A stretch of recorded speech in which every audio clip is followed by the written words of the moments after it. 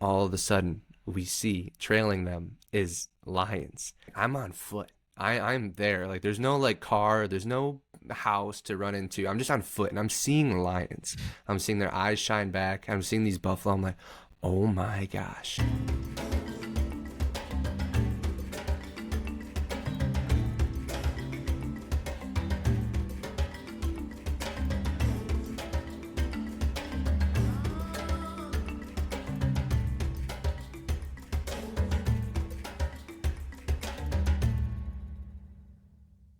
Hello, everyone, and welcome to the Chasing Wild podcast, your home for all the best content on conservation, wildlife, and adventure. Our mission is to bring the wild to you. We are your hosts, Johnson, Dean Dudzik. Dean, how you doing today? Doing good. Really excited to start off this first episode. It's something we've been having in the works for a long time, so I know how excited I am. I think I can speak for you too, that it's something we're really excited about, and yeah, let's jump into it. It was fun. Yep, like Dean said, this is our very first episode of Chasing Wild, and because it is our first episode, why don't we just go ahead and tell the viewers a little bit about ourselves. So, Dean, who are you? Yeah, so I'll share a few things about me just to give some background. I'm a zookeeper. I've been a zookeeper for the past year or two. Been out of college for the past going on a year and a half now. So been in the real world for a year or two now. Been in the zoo world. Right, exactly. And yep, still living at home.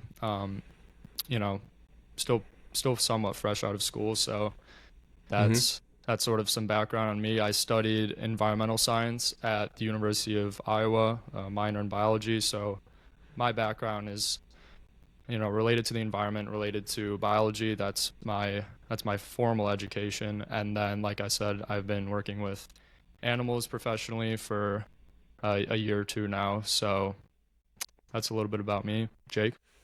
Cool. Yeah. And what kind of animals do you work with, just for frame of reference? Yeah, so I've worked with a multitude of taxa and groups for my zoo experience, but right now working with a big variety of animals, anything from prehensile-tailed porcupine to tawny frogmouth. That's an Australian species, a really interesting bird, so just a whole variety of species I've experienced with. Cool. Yeah. And that is actually how me and Dean met. So I was Dean's mentor, right, when he first came into the zookeeping world. So we're both zookeepers, for just to, not affiliate with our zoo. Not that we don't like our zoo. We both love our zoo where we work. But just so that it's, this isn't their product, it's our product. We won't say where we work, but yeah, we're both zookeepers. We work in different departments now. So I was Dean's mentor last year. That's really how we got to meet and know each other. We shared a lot of common interests, and most importantly, I think we shared a passion to, be an positive impact on this planet. So cool stuff. I work with primates, currently working with primates, orangutans, a variety of monkey species, South American, Asian, African. So it's cool. Also work with some Asian small clawed otters, giant anteaters. It's fun stuff, but I am a family man. So I have a daughter. She's 7 months old. Wife and daughter. Madison is my wife. Addison is my daughter. We have a dog, Zuko. He is Zuko after Avatar: The Last Airbender, for people who have seen that. But he's a rescue pitty.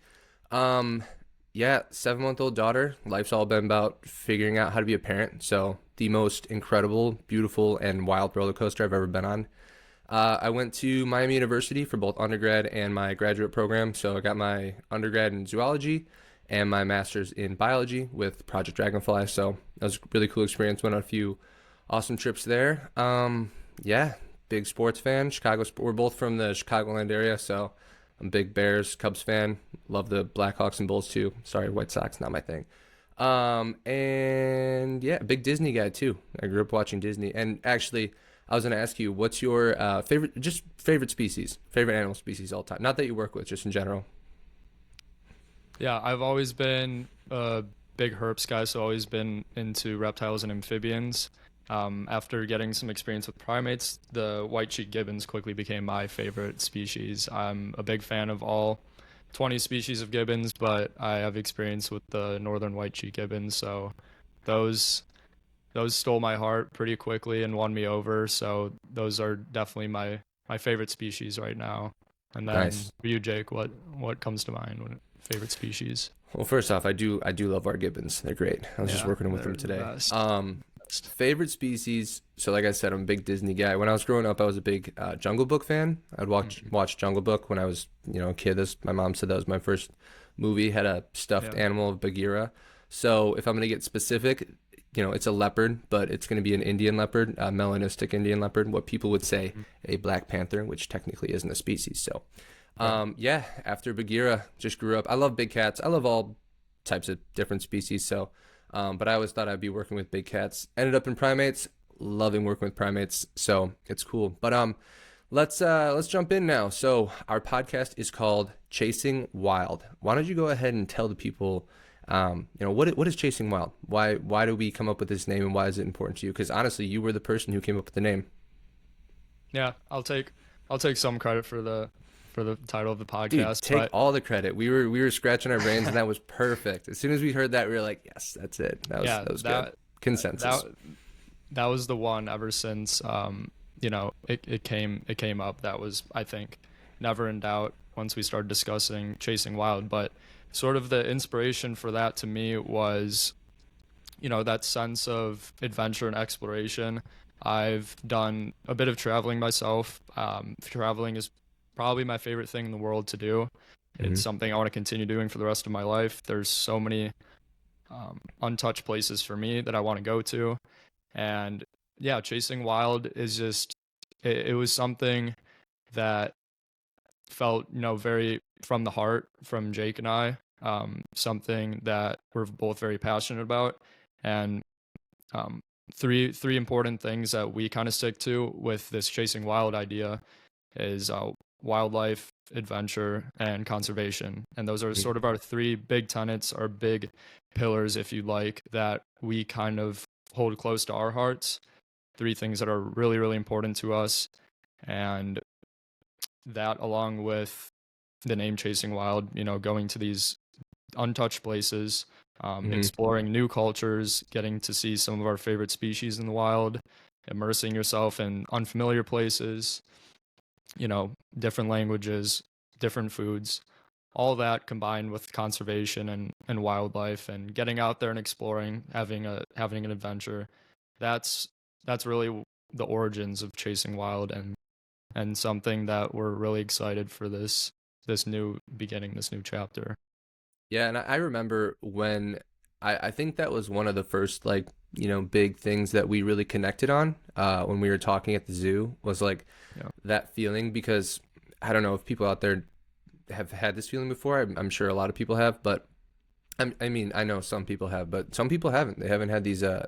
wild moments that really kind of shape them. Um, Chasing wild to me, and it echoes everything you just said. It's just going. It's a life full of exploration, right? And that for me, that exploration just happens to be exploring wildlife in wild places, or maybe not even wildlife, just wild places and new wild experiences. So, um, yeah, just getting out there in the trips that I've gone on, both here in the U.S. and abroad. The times that I've really gotten out of my comfort zone and allowed myself to just fully immerse myself in these new moments. Taking a back seat because I'm not in charge. I don't know. Nature rules, these new Yeah. culture rules. Those are the times that I've had just like such an adrenaline rush. Like just I can't sleep. I'm so excited. I want to see all these things, and Yeah. it's a feeling. But more than that, it's like you're talking about our three pillars. Conservation, wildlife, and adventure. So I think wildlife and adventure really touch on the topic of chasing wild, but conservation is just as important for kind of rounding out what we're doing here because Yeah. we have seen these places, we've gone places, we want to hear about all these stories and incredible things. I would love to have people on the show interviewing them. We're going to be talking about their experiences and the things that they're doing in the wild, but just in general, it's it's nothing to go out there and experience these places and then not be a participant in it, right? Whether it's just immersing yourself in the culture or really just doing something about it. So if you're seeing these problems that go on, so yeah, chasing wild is all about just getting out there, experiencing these new things. So, and honestly, if I was to kind of pinpoint a moment because I like it wasn't this feeling just wasn't always here. Like it was something that I Right. had to experience in order to Hmm. really grasp. But it was when I went to Tanzania. So for I was in still undergrad, so it was my junior year of college, and I went to Tanzania with the School for Field Studies. Shout out to Hmm. them; they are amazing, do incredible work across the globe. Um, and I went there, and for a person who lived a very, I don't know, I don't want to say cushy life, but nothing too crazy. It was very typical for an American growing up, and then to all of a sudden be thrust into a community of Tanzanians. I was there for 3.5 months. It wasn't just like a week or something, and I got to become part of that community and that um, whole. I don't know the word I'm looking for, but part of the community, part of the atmosphere there, I guess you could say. And the pinpoint that time, it would really be when I went to the Serengeti National Park. So something I dreamed of my entire life, rolling up to the gates in we were rolling up in these. You got the tops down on these safari jeeps. So we're Hmm. going through this endless plains, and all of a sudden you come to this sign, Serengeti National Park. And I remember we drove through, and I just had this like, wow, I'm here, I made it. But there was still nothing yet. All of a sudden, you're just seeing as wildebeest and zebra as far as you can see. Like we asked our professor, he said over 100,000. Like literally, it was the Great Yeah. Migration. Driving through the Great Migration, all of a sudden we get into camp that night, and there's no boundaries, there's no borders. Like you are in a tent, there's a pavilion, there's a bathroom, and you're in a tent, and it's all open air, and you're just surrounded by everything that's out there. Lions, giraffes, elephants, everything. So when I was trying to go to sleep that first night, sitting in the tent, everyone falls asleep. I'm just sitting there. I'm like, I can't sleep. Are you kidding me? Listen to sounds of No way. hyenas, seeing hyenas. No way. Um, yeah, that to me was the feeling of like that chasing wild, that kind of thrill that you want to experience again for the wholesome experience it was. Sorry, that was a long ramble there, but yeah. Do you have a moment where maybe you had that kind of experience where you just felt like I'm here. This is something I want to experience across the world. Definitely. And I would say the trip and the moment that evoked those same feelings that you just explained was actually earlier this year. I Mm. always, ever since I was a kid, I had a dream of going to the rainforest and walking through the rainforest myself Hmm. and just immersing myself in all the sights, the sounds, the smells of the rainforest. It always was a dream. And I knew I was going to do it someday. And earlier this year, I had the opportunity to do a 2 week trip to Costa Rica. That was definitely one of my bucket list places to really sort of dip my toes into the tropics and really getting out there in a natural area that was totally and completely unfamiliar to anything I've ever experienced. Like you did some traveling Hmm. in my younger years, but not to that extent whatsoever. I mean, totally immersing myself in Who a did you go different with on that culture. trip? Yeah. So for the first week, the first half of the trip, I was there with my mom, which was Hmm. awesome. I got to share the moment um, that first moment I walked into the rainforest with her, and I'll jump into that. That was we were based out of La Fortuna in Costa Rica. That's up in the central mountains, the north central mountains, and it's right next to La Fortuna is right next to Arenal volcano. That's Hmm. one of the largest, if not the largest, volcanoes in Costa Rica. A beautiful volcano. I mean, Is it active? it is. Yeah, It is active. Cool. yeah, Yeah. yeah. Um, Last time, as far as I remember, I think the Hmm. last eruption was a few decades ago. Um, but yeah, beautiful volcano. I mean, so picturesque, like something out of a postcard, but it's there, you know. Hmm. And I'll never forget getting into town that first morning, taking a long shuttle all the way from the capital, San Jose. So about a 3-4 hour drive, some bumpy rides along the way, which made it that much more fun to me. I mean, that's when Hmm. I was really getting excited, like, we're really doing this. Gonna go see the rainforest, the jungle for the first time. And then, yeah, seeing that volcano is just absolutely breathtaking. Got to enjoy it for a while, and then I turned to my mom while, we're lounging around by our hotel and grabbed some lunch, and I said, let's go do this. Or you want to go, explore the park? Let's go take a walk. Let's see what we can find. And we did. Later that day, we got to walk through what's called RNL National Park, where the volcano is, the national park surrounding the volcano. And we made a point to not take the beaten path, up to the volcano and take our pictures, which I'm sure would have been amazing as well. But I really wanted to take the smaller paths, the less traveled paths, More and really adventurous. There's the more path adventurous. of the tourist, and then there's the path of like the local. You're like, I'm gonna go explore a little bit. It's a playground, right? Exactly, the path of the path of the explorer, definitely. Yeah. And it's really hard to convey that feeling, and I'm sure we felt a lot of the same things with you going into the Serengeti National Park for the first time, and then me in Costa Rica.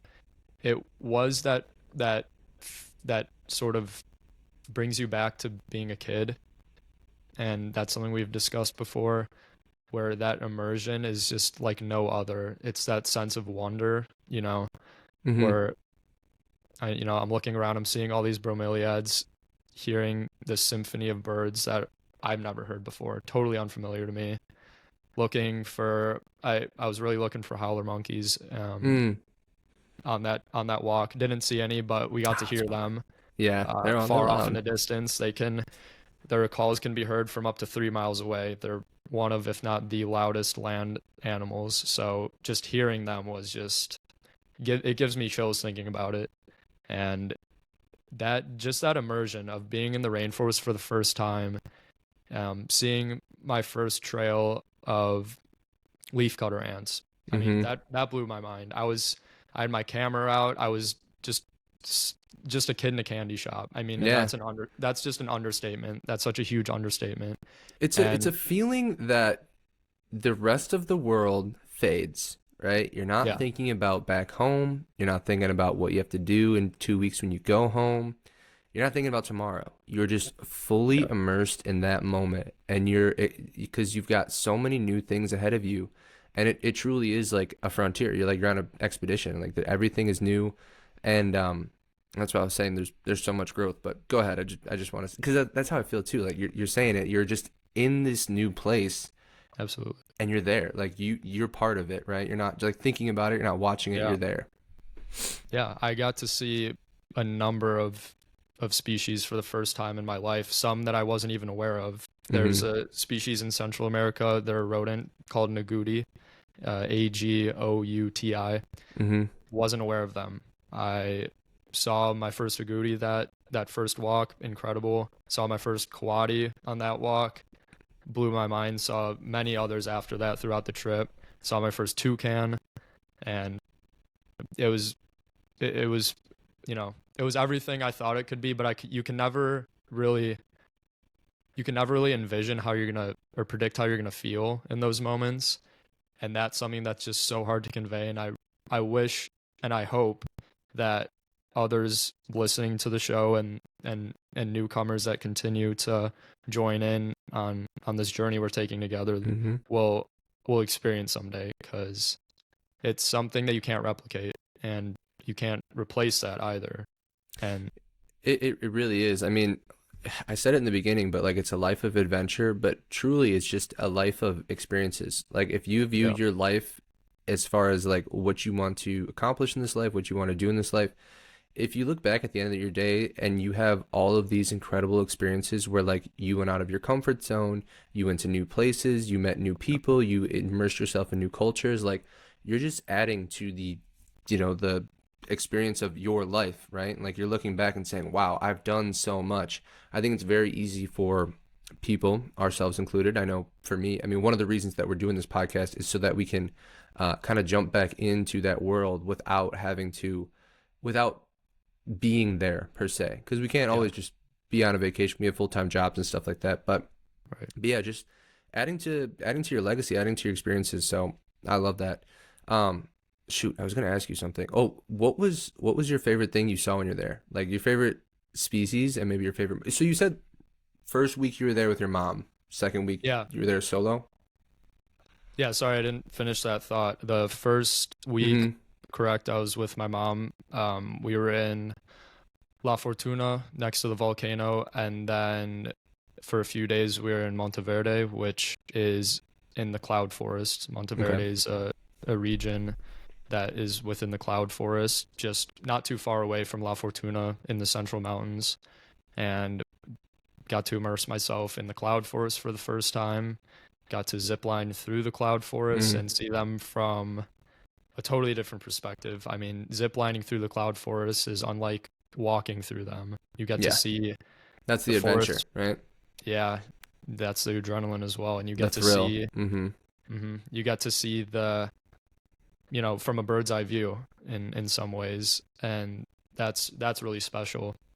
And so anyway, was there with my mom for a week, went back to the capital with her so she could fly back out, and then spent about a day on my own, exploring the capital a little bit.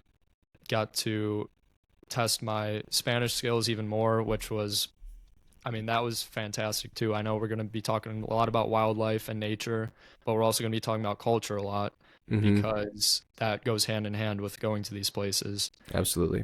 And that was equally as fulfilling, was walking through the capital, going into these little local, lunch spots, having to order for myself, pay for myself, all in Spanish, no other tourists in sight. I mean, I'm the only American in most of these places. Mm-hmm. I'm here Yeah. with all the locals, and that's what I wanted to do.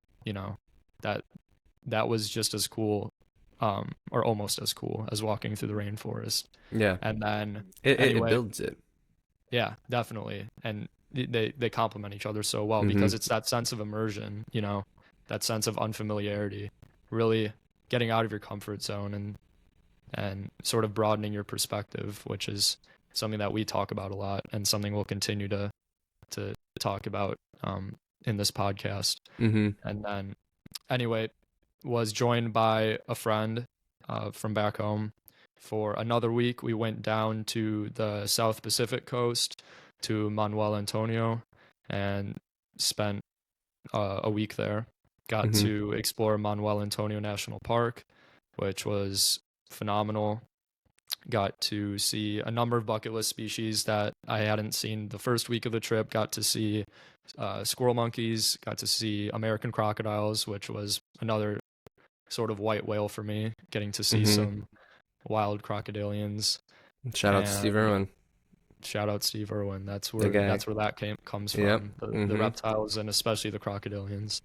Got to see spectacled caimans on a river tour that my mom and I did, way up north, right by the border with Nicaragua. Got to see tons of spectacled caimans. I mean, a number of species, tons Mm-hmm. of birds.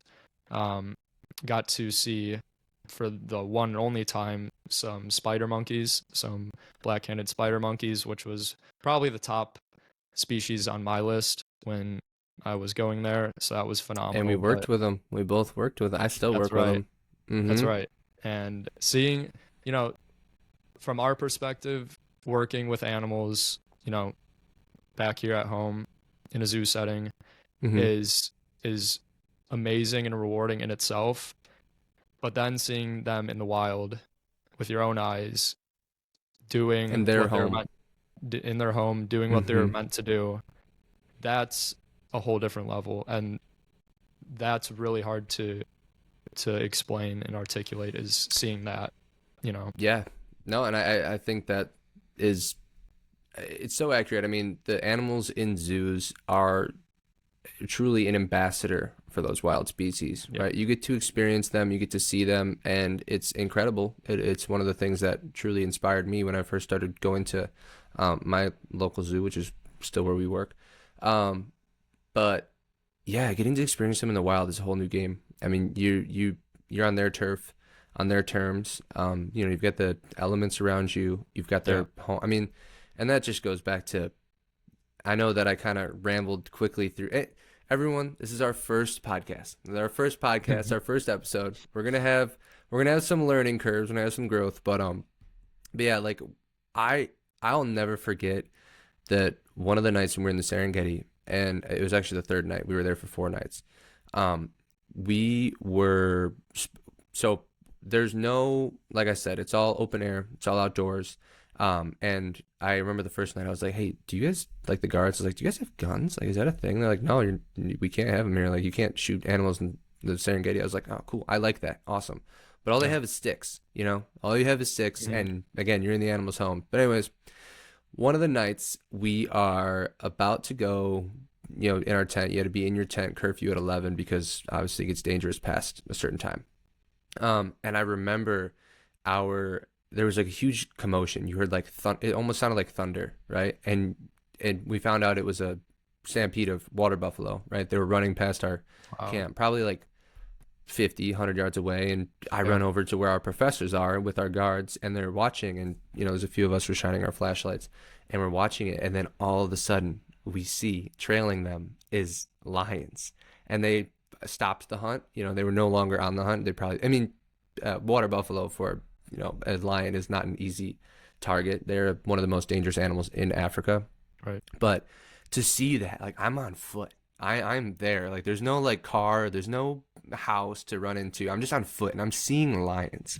I'm seeing their eyes shine back. I'm seeing these buffalo. I'm like, oh my gosh. And like those are Yeah. the types of feelings you get. You're like, wow. And like that's what I chase. I chase that feeling, the feeling of wild, those Yeah. experiences, because you're, if you don't do I mean, like the natural world can be dangerous, but if you are smart and you are doing what you're supposed to do, it's typically not, right? So, I'm Right. there with my professors, we're hanging out, we're doing our thing, but yeah, that is like, I mean, so many experiences on that trip that we went on, 3.5 months, and I'm sure you had even more experiences like that when you were on your Costa Rica trip, but that's just scratching the surface of Yeah. really all the things that we want to talk about here, right? These stories, experiences, and I think that me and you both have a plethora of them, right? We've had some really cool experience. Just real quick before we kind of transition here, but like, where have you been abroad, like globally and in the United States? Yeah, I would say at least related to wildlife and exploring national parks, Mm-hmm. areas of conservation, uh, pretty limited to North America and Mm-hmm. the United States. Which there's still plenty of here. Yeah, and that's that's something that I think we sometimes take for granted. Yellowstone. Yep, Yellowstone, that's a place I've been to as well. Absolutely amazing. Mm-hmm. And something more familiar to us as Americans for sure. Yeah. But yeah, I've traveled um, a good amount the past few years. I've been to Japan, one of, if not my favorite destinations for sure. I always hear cool things about Japan. Oh my God, Mm-hmm. phenomenal. I mean, you can't go wrong going to Japan. Mm-hmm. And I did a little bit of exploring in Europe the past year, but Costa Rica and places I plan on going to related to Costa Rica in the sense of really immersing myself in the wildlife and those natural areas. That's really my priority when it comes to sort of exploring this idea that we're chasing, pun Yeah. intended, of chasing the wild, you know. And I think And it's cool because, like, and we were talking about this today. We were both caught up at lunch together and we're kind of talking about some things. But I think that I mean, I know that, like, we're going to have the opportunity to travel together here in the next few years for however many years. And I think that's exciting because when you get a taste of that, like yeah, your Costa Rica trip, my Tanzania trip, you're like, okay, now where can I go next? Right? There's, like I said earlier, playground. The world is our playground. There's so many cool places to go see, like and across the world. that feeling of sharing those moments, those experiences with another person, those that's contagious. I Mm-hmm. mean, Yeah. f few things, if anything, get me more excited than, being in the rainforest, being in the savannah with other people that are just as excited. I mean, that really truly cannot be replicated in any way. That's Oh, absolutely. I mean, and some of the people that I've met on my trip, so I've been to, for study abroad purposes, I've been to Tanzania, the Amazon rainforest in Peru, Baja California. So like those are like my three big study abroad places. yeah. Been to Canada fishing with my family, been to Mexico a few times on some, all-inclusive vacations with the family, a couple places in the US, but yeah, the experiences I've had on my study abroad trips, like some of the people I met in Tanzania, both locals and people from the United States who were on the trip with me, like just students, some of the most like personal experiences you can have with a stranger. Right. And it is awesome. Like you both are in this new situation together and formed some really amazing friendships from that. I've met a lot of cool people. I have a lot of great connections in those places. People that we're gonna have on the show. Like I have a person who runs a safari company in Tanzania. His name is Vita. He's great. I used to talk to him every day. We talk a little less frequent now, but still talk to him and stuff like that. But yeah, you're so right. Like sharing these experiences with people is just there's nothing better. There's nothing better. Yeah, and bringing that up with those people that you've met along the way on these adventures, that's something that really excites me about this podcast that we've just taken our first step on is Yeah, it what the started. future holds with especially bringing these people on that are still that are going to be coming to us from those places Hmm. that some places that we visited like you in Tanzania, and then hopefully people from all around the world from places that we can only dream of going someday.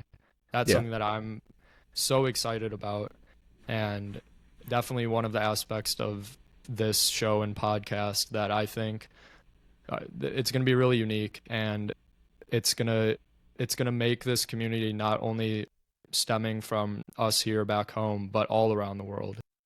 And Yeah. I think that's an opportunity that Jake and I have discussed, and something that we couldn't pass up, exploring, not only these places for ourselves, but bringing people onto the show and letting them speak from their own experiences and share their enthusiasm and knowledge with everybody that's listening. And that's something I look forward to every time we think about the podcast or talk about it like we are right now. Yeah, absolutely. And I like that you touched on community because Yep. you know, one of the reasons we really did start this podcast was because we were having these I've had these conversations with so many people, and I always love sharing the experiences that I've had, not to like boast or say, "Oh, I've been here, I've been there." It's to Right. try to inspire people to go see these places. I'm like, you need to go see the Serengeti National Park. That needs to be on your bucket list because it's beautiful. It's incredible. Yeah. And me and you have had conversations about that, like some of the places that we've been and these experiences that we've had. And at the end of the day, why did we make it a podcast instead of just talking about it amongst our friends and family? Well, just for that reason you said, we want to build a community of people who are, talking about, invested in, willing to, kind of jump on our podcast, engage in the comments and on our channels and stuff like that, just in nature, right? Conservation, wildlife, adventure, all of these things really starting the conversation. And another reason to build a community, like I said, but not just a community of people who are talking about it, but of people who are doing something. So Yeah. I when I went to Tanzania for the first time, and it really kind of sunk in on my first master's program trip, which was to Baja California. Just this idea of you see these natural wonders in the world, right? These places that you want to go, that you want to chase wild for, right? And maybe you see some injustice, some things that are happening. Global warming is a huge thing where I was at in Baja California because they have coral reefs, and coral reefs are bleaching, and you see communities of people and wildlife that are being impacted by the things that humans are doing on this planet. And at the end of the day, it's not enough. It doesn't do it to just go see these places for me and for you both. I know I'm speaking for you, but we talked about this in length. It's not enough to just be a part or a participant in this circle of life. You got to be really doing something and really engaging in the community, investing in conservation, learning what we can, sharing these stories, and really promoting the conservation work and the experiences that people are having in the wild, so that we can get more people invested, willing to go on these trips, willing to see these things firsthand, because that's really what it's all about. I mean, we have to do something, and sure, maybe we can't go on these trips, like we said, just every day, and our jobs are zookeepers. We're not exactly in the field, but we can start the conversation here, and we can hopefully build a voice for ourselves to be a champion of wildlife in some way. Absolutely. I think what you mentioned with people that are out there doing the conservation work and really are getting their hands dirty, Hmm. that's, not only those types of people, but people that might be contributing conservation in other ways. It Yeah. might be from back home over here. We do our own aspect of conservation work as zookeepers.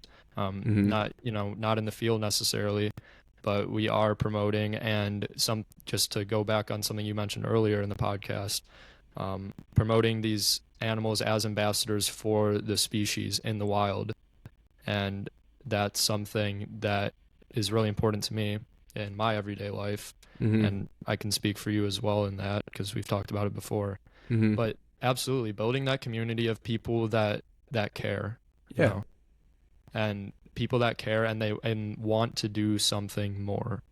And that's how we feel, and we hope that we can bring as many as possible along with us on that journey and explore these places, conserve these places, bring them into everyday discussion, and broaden our knowledge along the Hmm. way Grow. and Yeah. grow. Absolutely. That's a great word.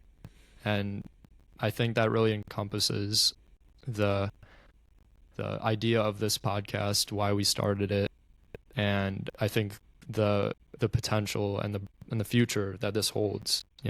Yeah. No, absolutely. I mean, to quote Ted Lasso, doing the right thing's never the wrong thing, right? So we're Yep. doing something. We're taking our first step, and this is just episode one, the first step of many. Dean, what'd you think? It was. I guess we don't have to jump into what we thought, but I enjoyed this. It was nice sharing these conversations. Nice getting the ball rolling here. I'm excited for everything that's ahead on the Chasing Wild podcast. Thank you for anyone who is listening to our first episode. Again, this is the beginning of many, many, many stories and adventures and experiences. So we're glad to have you along the way. Subscribe to the channel, and we will see you next time on the Chasing Wild podcast. Thanks, everyone. Thank, thank you for listening.